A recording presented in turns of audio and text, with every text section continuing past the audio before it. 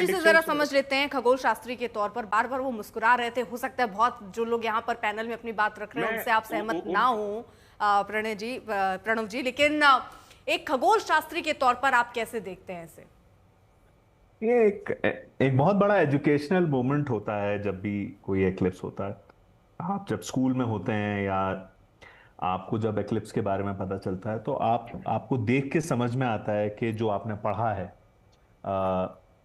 कि lunar eclipse तब होता है जब सन और मून के बीच में अर्थ आ जाती है और रेले स्कैटरिंग की वजह से चंद्रमा लाल दिखने लगता है, क्योंकि ब्लू अब्सॉर्ब हो जाता है और रेड ब्लू स्कैटर हो जाता है और रेड रिफ्लेक्ट हो जाता है, और वो उस पर जब चंद्रमा पे पड़ता है तो वो लाल दिखने लगता है। बहुत बड़ा एजुकेशनल मोमेंट है, पर ये एक रिसर्च मोमेंट नहीं है। ये कोई बहुत स्पेसिफिक रेलेवेंट एस्ट्रोनॉमिकल थोड़ा सा इवेंट इसकी आवाज़ बढ़वा। नहीं है, पर एक बहुत बड़ा एजुकेशनल मोमेंट है। और मैं इसको सिर्फ उस तरीके से देखता हूं और मैं इसके अलावा इसको किसी और तरीके से नहीं देखना चाहता। अच्छा, ये जो अवधि है, कुल अवधि इसकी 3 घंटे 30 मिनट, जी। इस अवधि इतने लंबे वक्त के लिए लग रहा है, और इसको किस तरह से देखते हैं, क्योंकि साल में ये साल का दूसरा और आखिरी ये चंद्र ग्रहण। अर्पिता, देखिए, ऐसा है कि टोटल लूनर एक्लिप्स तो होते रहते हैं, हम्म। मतलब ये कोई ऐसी एस्टोनिशिंग घटना नहीं है कि जिसकी वजह से हम बिल्कुल हमारी आंखें चौंधिया जाएं, ऐसा कुछ नहीं। हम्म। टोटल लूनर एक्लिप्स होते रहते हैं और हमने अपनी जिंदगी में इतने सारे टोटल लूनर एक्लिप्स देखे हैं। हाँ, ये बात है कि ड्यूरेशन बड़ा है। जो उसकी शेडो है वो इंडिया पे दिख रही है। हम डायरेक्ट लाइन ऑफ साइट में हैं। ये एक इम्पॉर्टेंट चीज है, पर ये कोई बहुत एस्टॉनिशिंग चीज नहीं। अच्छा, इसको बहुत सारे लोगों के मन में अभी भी ये सवाल होंगे, क्योंकि अब समय बहुत कम बचा है, थोड़ी देर में ये चंद्र ग्रहण जो है लगने वाला है। बहुत हम्म। सारे लोग हैं, दिलचस्पी रखते हैं, इसे देखना चाहते हैं। बहुत सारे लोग आपको मंदिर में जाप करते हुए नजर आ जाएंगे, वो उनकी अलग मान्यता आस्था है। कुछ लोग ऐसे हैं जो इसको समझना चाहेंगे, इसको अपनी आंखों से देखना चाहेंगे। तो एक खगोल शास्त्री तो ज्यादातर यही कहते हैं कि आप नंगी आंखों से इसे देख सकते हैं। क्या ये बिल्कुल, सुरक्षित है? बिल्कुल, बिल्कुल सुरक्षित है। आप रोज चंद्रमा देखते हैं, आप उस तरीके से चंद्रमा देखें, कोई उसमें रेज कोई इसमें नहीं दिक्कत। निकलती? साइंस ऐसा कुछ नहीं कहता कोई कुछ रेज हो कुछ जो नहीं, आपकी आंखों को नुकसान पहुंचा सकता हो? कुछ अब ऐसा तो नहीं कुछ होगा कि अचानक ही आपकी आंख खराब हो जाए, नहीं, नहीं, लेकिन ऐसा आगे कुछ नहीं होता भविष्य वो। में। नहीं, नहीं, ऐसा कभी कुछ नहीं होता। ये सब ये कोई बात, मतलब ये कोई बात ही नहीं है। हाँ, सोलर एक्लिप्स में इस तरीके की आपको प्रिकॉशंस लेनी होती है, क्योंकि ब्रॉड इलेक्ट्रोमैग्नेटिक स्पेक्ट्रम की रेज होती हैं, उनके फोटॉन्स बहुत एक्साइटेड होते हैं। जो फोटॉन्स मून पर पड़ते हैं वो ऑलरेडी रेडिएट हो चुके हैं, उनमें इतनी एनर्जी नहीं है। जो आपकी आंखों तक आ रहे हैं वो इतने ज्यादा एक तरीके से कहें कि हाई पावर नहीं है कि आपकी आंखों को खराब कर दें। ऐसा कुछ भी नहीं है। आप बिल्कुल जाएं, आप नंगी आंखों से देखें। हम्म। बहुत इंपॉर्टेंट, बहुत खूबसूरत टोटल लूनर एक्लिप्स है और एक बहुत बड़ा एजुकेशनल मोमेंट है। हम्म। मेरे हिसाब से तो आई थिंक सबको देखना चाहिए। हम्म। बहुत खूबसूरत चीज होती है। प्रवीण मिश्रा जी भी हमारे साथ हैं। प्रवीण जी, आप इस सब पूरे चंद्र ग्रहण को कैसे देखते हैं, जरा ये समझाइए। और आम लोगों के लिए क्या ऐसी महत्वपूर्ण चीजें हैं जिसका उनको ख्याल रखना होगा, क्या करना है क्या नहीं करना है, क्योंकि अब ये समय लगभग थोड़ी देर में ही शुरू होने वाला है। अब लोगों के मन में बहुत सारे सवाल होते हैं कि हमें क्या करना है क्या नहीं करना है। तो उसके लिए क्या ऐसी एहतियाती चीजें हैं जो करनी है नहीं करनी है, वो समझा दीजिए। जी, बहुत अच्छा सवाल आपने पूछा और बहुत सारे लोगों के मैसेज भी आ रहे हैं। जैसा आपका सवाल है उसी तरह के मैसेज आ रहे हैं। देखिए, ये चंद्र ग्रहण बहुत महत्वपूर्ण है, क्योंकि ये चंद्र ग्रहण ऐसे टाइम पर हो रहा है जिस टाइम पर हम भारत में प्रलय का अनुभव कर रहे हैं। जहां पंजाब में कभी मैंने तो नहीं सुना था कि इतनी तबाही हो जाए, इतने सारे जो है लोग परेशान हो जाएं बाढ़ की वजह से। तो जो प्राकृतिक वातावरण है इस समय हमारे देश में, जो है बाढ़ की वजह से उत्तराखंड और हिमाचल प्रदेश में जिस तरह की परेशानियां हो रही हैं। और मैं आपको छोटी छोटी बातें बताता हूं कि जैसे घर में अगर आपके कोई लकड़ी का सामान है और उसमें अगर अच्छे से पेंट नहीं लगा है तो उसमें फफूंद लग जाएगी। तो ये क्या है कि सूर्य की किरणें उतनी अच्छे तरीके से नहीं पहुंच पा रही हैं। और जो चंद्रमा है, चंद्रमा में ये ग्रहण लग रहा है, तो जो ये पूरी प्रकृति है, मनुष्य इसी प्रकृति का हिस्सा है। तो ग्रहण हो, सूर्य की किरणें हो, चंद्रमा की किरणें हो, वातावरण हो, हम सब पर असर डालता है। तो ये ग्रहण निश्चित रूप से सभी पर असर डालने वाला है, और क्योंकि इसकी लंबी अवधि है तो इस दौरान लोगों के मन में सवाल है कि हमें क्या करना चाहिए। तो देखिए, बहुत अच्छा तरीका ये है कि इस दौरान अगर आप जग रहे हैं, अगर आप सो गए तब तो कोई बात ही नहीं, आप भोजन करके सो जाइए, आपकी जो दैनिक दिनचर्या है। लेकिन यदि आप जाग रहे हैं और आप जैसे ग्रहण के समय में आप कुछ करना चाहते हैं, तो सबसे अच्छा तरीका है कि आप मंत्र का जाप करें। अब सवाल उठता है कौन से मंत्र का जाप करें। तो अगर आपने गुरु मंत्र ले रखा है, आप सनातन धर्म को मानते हैं, गुरु परंपरा का पालन करते हैं, तो आप अपने गुरु मंत्र का जाप कर सकते हैं। गुरु मंत्र नहीं ले रखा, कोई बात नहीं, आप जिस देवी देवता को मानते हैं, मान लीजिए आप भगवान विष्णु के भक्त हैं तो आप भगवान विष्णु के किसी मंत्र का जाप कर लीजिए। आप भगवान शिव के भक्त हैं तो शिव जी के मंत्र का जाप कर लीजिए। अगर उसमें भी कोई दिक्कत है तो हम आपको मंत्र बता देते हैं। अगर आप भगवान विष्णु के भक्त हैं तो ओम नमो भगवते वासुदेवाय, बहुत सरल मंत्र है, आप इस मंत्र का जाप कर लीजिए। अगर तुलसी की माला है तो उसका प्रयोग करके जाप कर लीजिए। अगर आप शिव जी के भक्त हैं तो ओम नमः शिवाय मंत्र का जाप कर लीजिए। ये मंत्र रुद्राक्ष की माला से जाप करें। इसके साथ ही जो लोग मंत्र जाप नहीं करना चाहते हैं वो लोग भजन कर सकते हैं।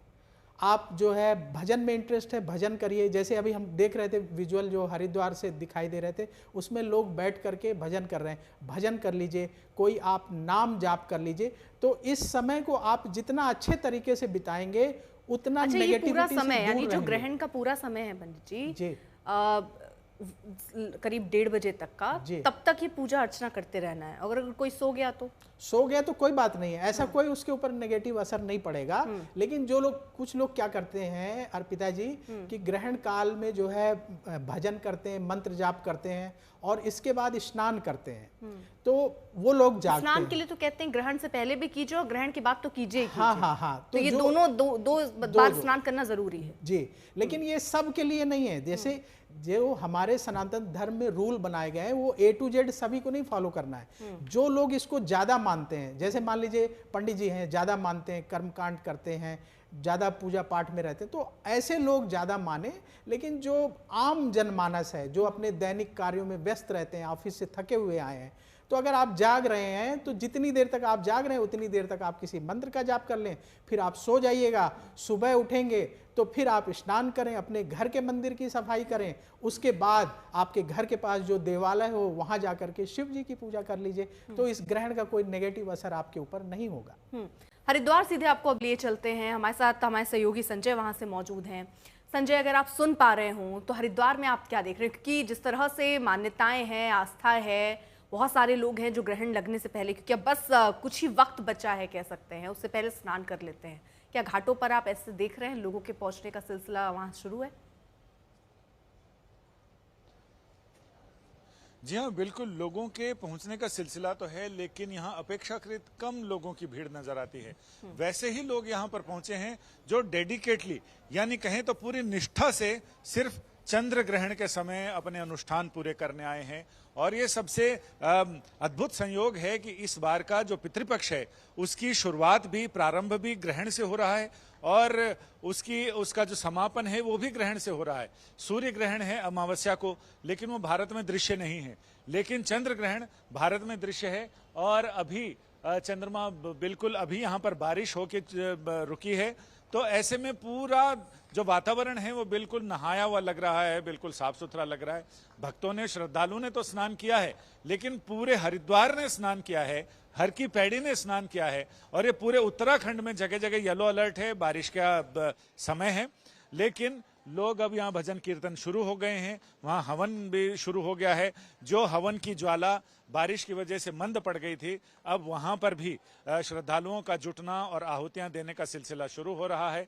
तो ऐसे में अब ये जो 3 घंटे हैं, 9 बजे से लेकर 10 बजे से लेकर 12:30 बजे तक, वो बिल्कुल ऐसे ही होंगे। पूरे भक्ति भाव से लोग ओतप्रोत रहेंगे। और गंगा के बारे में कहते हैं, गंगे तव दर्शनात् मुक्ति, गंगा के दर्शन से ही मुक्ति मिल जाती है। अगर सैकड़ों योजन दूर से भी अगर आप गंगा के नाम का जप करते हैं तो गंगा आपको उतना ही फल देती है।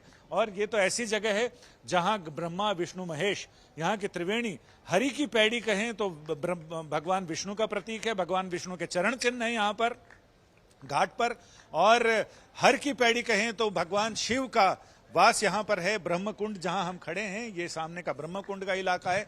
तो यहाँ ब्रह्मा ने हवन किया था, यज्ञ किया था, और उन्हीं की याद में ये हमेशा यहाँ पर यज्ञ की अग्नि प्रज्वलित रहती है और लोग अपनी मनोकामना के साथ, अपनी आकांक्षा के साथ, अपनी अभिप्सा के साथ लोग यहाँ आहुतियां देते हैं, गंगा जी में स्नान करते हैं, पवित्र धारा में स्नान करते हैं। तो यानी अगर हम बात करें तो चंद्रमा मनसो जाता, सबसे ज्यादा असर चंद्रमा का मन पर पड़ता है। और यही वजह है, जब सूर्य ग्रहण देखने की बात, आप सारे तमाम वैज्ञानिकों से बात कर रही थी, आप ज्योतिषाचार्यों से बात कर रही थी, तो मुझे उस समय वही लगा कि सूर्य कि डायरेक्ट लाइट जब हमारे पास आती है, उसके बीच में अगर चंद्रमा आ जाए तो वो वहां पर हमें हार्मफुल असर करती है। लेकिन चंद्रमा चूंकि अपनी लाइट से नहीं, सूर्य की रोशनी से चलता है, इसलिए, और कन्यागत सूर्य है, जिसके बारे में लोग श्राद्ध पक्ष को कनागत भी कहते हैं, वो इसलिए क्योंकि ये कन्यागत सूर्य है। और जब सूर्य कन्या राशि में होता है तो सबसे ज्यादा धरती के नजदीक होता है। और हमारा वांग में ये कहता कि हमारे पितरों का वास चंद्रमा पर है, तो इसलिए जब सूर्य को हम जल देते हैं तो सूर्य के पास जल्दी पहुंचता है और वहां से तुरंत चंद्रमा तक पहुंचता है। इसलिए हम इस समय ये सारे अनुष्ठान करते हैं, पितरों को तर्पण करते हैं, चूंकि सूर्य सबसे नजदीक होता है, कन्या राशि सबसे नजदीक है। और इसमें अगर हम बात करें तो कौवों को, कुत्तों को, इन सारे लोगों को भोजन कराने की परंपरा भी यही है कि कहते हैं कि भाद्रपद में जो महिला कौवा है, जो मादा कौवा है, वो अंडे देती है और आश्विन में वो अंडों से बच्चे निकलते हैं। उनको पौष्टिक भोजन चाहिए होता है। और कौवा ऐसा प्राणी है जो पीपल और बरगद के फलों को खाता है, और वहां से वो पौधे, ना कहीं पीपल और बरगद की कलम मिलती है और ना कहीं उनके बीज मिलते हैं। वो बीज अगर आप लगाएं तो वो पौधा नहीं होता जब तक कौवा उनको खाकर अपनी बीट में उनको जगह, किसी भी जगह स्थापित ना कर दे, तब तक ये नहीं होते। और चूंकि हमारी प्रकृति को पीपल और बरगद इतना ऑक्सीजन देते हैं, लिहाजा हमारे ऋषियों ने ये परंपरा बनाई कि कौवे के बच्चों को जब वो छोटे छोटे हों, उनके चूजों को सही पौष्टिक भोजन मिले, इसके लिए इस तरह की व्यवस्था, इस तरह के इंतजाम किए गए। और ये हमारा जो भी, मेरा ये मानना है कि ठीक है, विज्ञान अपनी तरफ, विज्ञान हमेशा प्रमाण मांगता है, लेकिन ज्ञान थ्योरी है, विज्ञान प्रैक्टिकल है। जब थ्योरी और प्रैक्टिकल को मिला दें तब वो सही एक ज्ञान बनता है, प्रज्ञा बनती है, जिसको हमारे ऋषियों ने ये बताया कि ये प्रज्ञा से संपन्न व्यक्ति ही विप्र होता है। तो विशिष्ट प्रज्ञा संपन्न होना चाहिए। और मुंडे मुंडे मतिर भिन्ना है, यानी सभी लोगों के अपने अपने विचार हैं। यही सनातन की खूबसूरती है कि इसमें सनातन में एकादशी करने वाला भी सनातनी, नहीं करने वाला भी, ईश्वर को मानने वाला भी, नहीं मानने वाला भी, और मंदिर जाने वाला भी, नहीं जाने वाला भी, यानी ऐसी खूबसूरती है, सारे लोगों को एक साथ चलें। तो गंगा इसी की प्रतीक है कि गंगा में नदियां मिलती हैं, नाले मिलते हैं, सब एक साथ चलते हैं। चरय वेति संग गच्छध्वं संग वदध्वं संग वो मनांसि जानताम। हम एक जैसा चलें, एक जैसा सोचें, एक दिशा में चलें।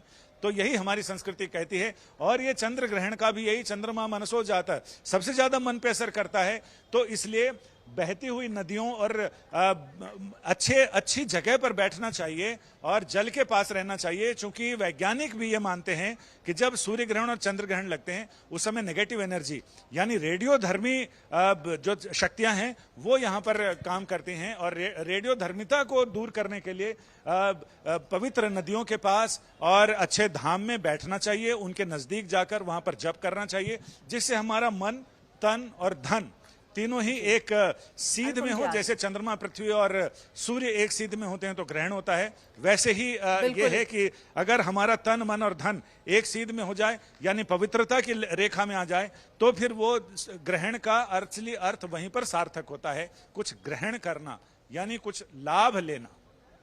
बिल्कुल। और संजय, आप जिस खूबसूरती की बात कर रहे हैं, आपने उस खूबसूरती के साथ यहाँ पर दो धुरियों को एक साथ लाकर ज्ञान की बात कह दी है। प्रणव शर्मा जी भी और तमाम जो और लोग हैं वो इस बात को समझ रहे होंगे, क्योंकि हो सकता है थ्योरी अलग है, प्रैक्टिकल अलग है, और दोनों को अगर आप मिला दीजिए तो वो एक अलग ज्ञान का रूप ले लेता है। यही आपने समझाया। और ये हमारे इन हाउस ऐसे ज्ञाता हैं जो हर विषय पर इतना अच्छा ज्ञान रखते हैं, संजय जी।